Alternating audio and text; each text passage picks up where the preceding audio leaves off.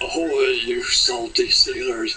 Time to raise anchor and set sail for your best scrawny life. Arr!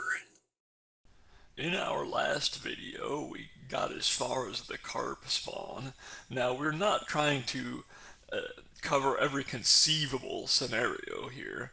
So, in this case, let's simply focus on targeting the carp themselves. And carp will gulp rapidly while they're in the act of spawning.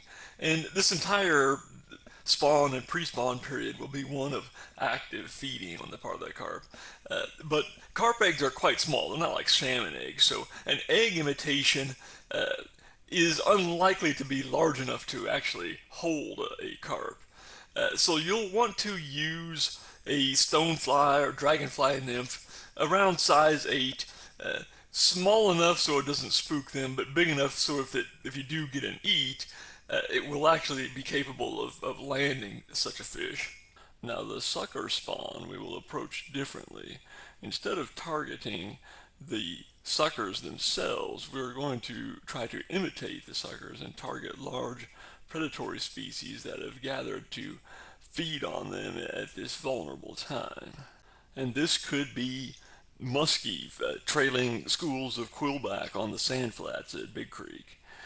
This could be flathead catfish ascending out of the Des Moines River and following schools of golden red horse up rocky tributary creeks like Brushy Creek.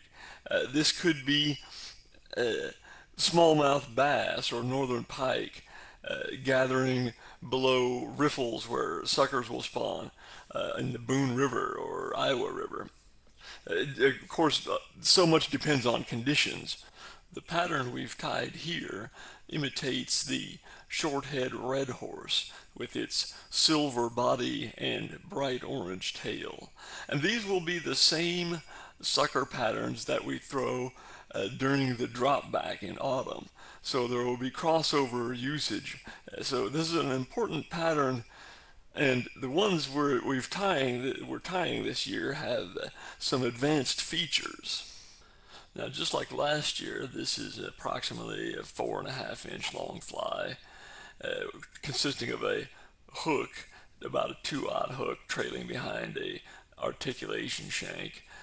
The articulation shank has a dumbbell attached at the front to keep the hook riding with the point up, and the point of the hook is roughly in the middle of the fly. All that's the same as last year. Now we have a pair of stick-on eyes that are held on by a glue helmet that will push water at the front of the fly. That will push water and create a vibration that fish can sense. Uh, and it will add some wobble and wiggle to the fly as it pushes that water. Right behind the head, we've got a mylar gill plate that will add some flash, a big moment of flash there from that mylar. And at the junction between the eye of the hook and the rear eye of the articulation shank, there's a plastic tube that covers that junction, about a 1/4 to 3/8 inch long. And what that does is it allows the tail, the hook, to freely wiggle out to about 45 degrees in any direction. But beyond that, it begins to resist that wiggle.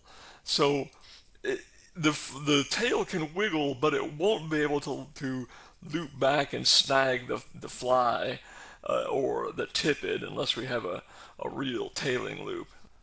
And this is just a piece cut from a plastic drinking straw. Now, around that plastic tube, I've created a mylar cone that's lashed down, and that also creates some hollow space in the middle of the fly. It gives that illusion of bulk while actually tying a lighter fly. Uh, you can't really see it, but it should create a moment of flash as well if the light hits it at the right angle. You can see it better from the top. And notice the fly is more laterally compressed than last year's fly. It's a sparser build. It still has that illusion of bulk from the side, but less material. It should cast further, perform a little better. My tying style was somewhat between the hollow fly style and the high tie style. I was taking a pinch of fibers, uh, taking just enough of them to cover the thread wraps of the pinch behind them, and then wrapping that down, then folding it. The remaining fibers would point outward towards the head of the fly. So I'd fold those back on themselves and wrap that down, a bit more hollow on the inside, and a bit more sparse overall. Here's a slightly different head style. It's wider. Instead of the eyes above the dumbbell, I've got the stick-on eyes on the sides of the dumbbell, and the it starts out flat and then swoops upward. The glue helmet does. And may get possibly a diving action from that. In June, the gizzard shad begins spawning, and this, depending on the species that are present in the water body you're fishing, this could be another opportunity to target large carp that are following spawning schools of shad and feeding on the eggs. And again, you will want to target them with a dragonfly larva or a large nymph that's big enough to handle that sort of a fish. Bluegill and other sunfish may be feeding on the eggs as well, and you could target them with an actual egg pattern or a small woolly bugger leech that's feeding on the eggs or an insect larva.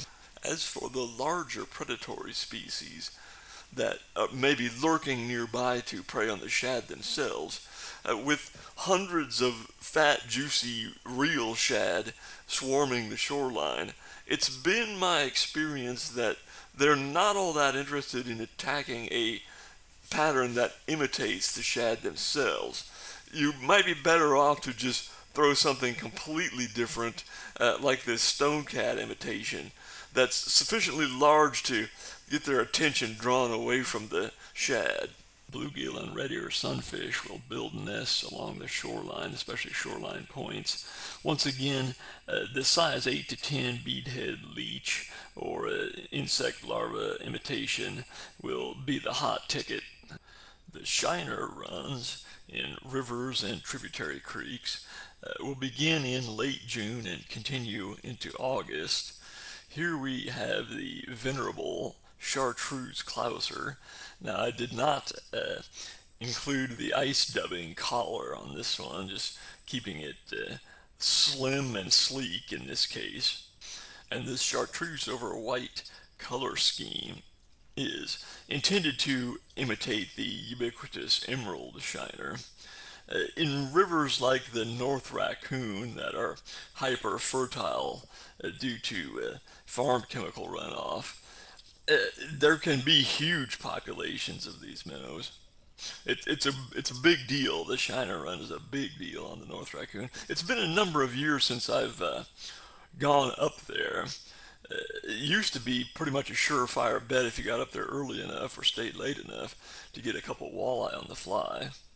And because that river has a lot of small dams, I've also developed a swing style pattern here. Now, in this case, I did include the ice dubbing collar.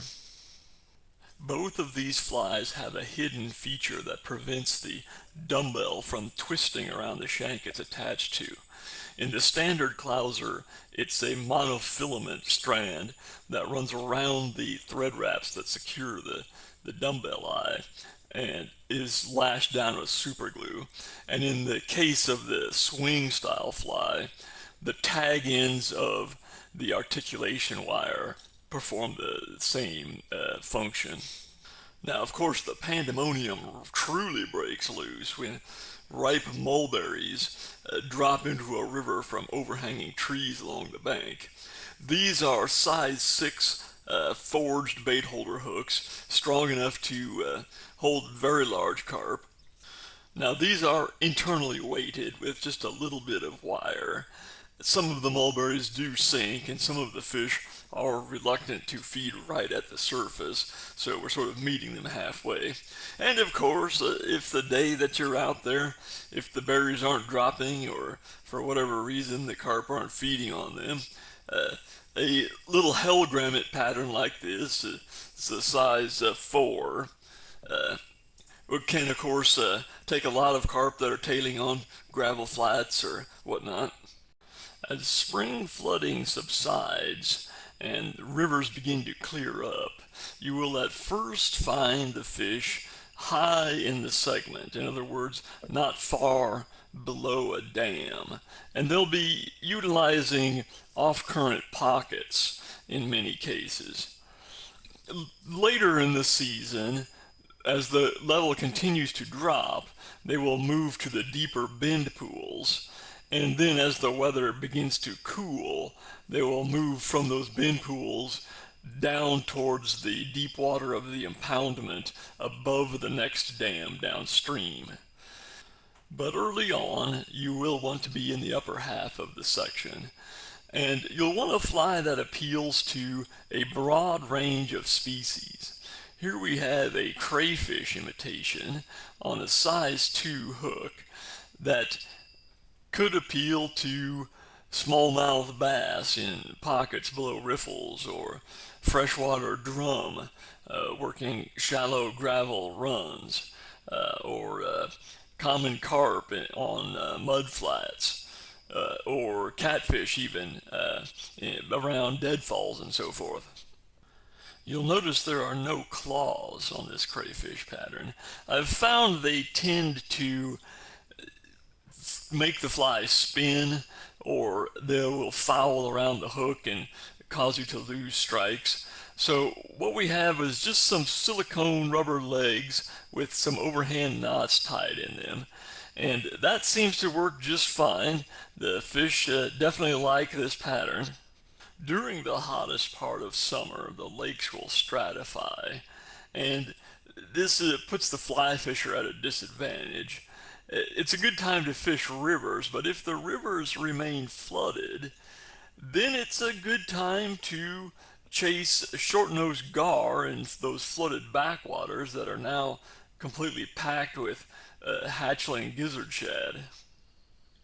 And once again, this tube and treble setup will be the go-to fly. Let's just skip burrowing mayflies as we try to get this wrapped up here. Most Midwestern fly fishermen, I feel, are probably well aware of these large insects, and there's plenty of online information about them. As river levels continue to drop into late summer, the fish will become concentrated in the major bend pools. And this is where we'll really begin to rely on that sucker pattern. But if we wanted a pattern that was hook point down, we could have a gizzard shad type pattern like we see here. It's laterally compressed, quite narrow in the side to side like a real shad. We've got a nice glue helmet there that's going to push some water and kind of give us a little bit of a darting action.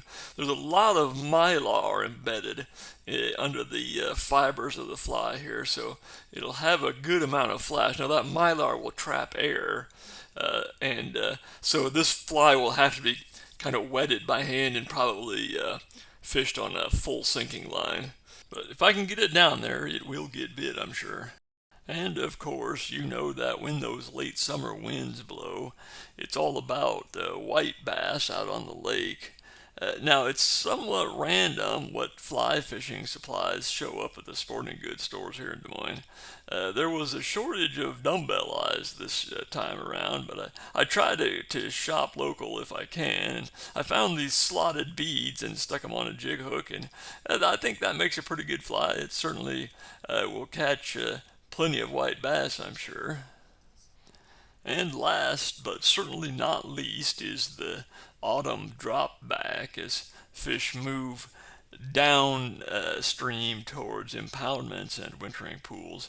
And once again, we'll be using that sucker pattern, the articulated sucker pattern that we've discussed previously.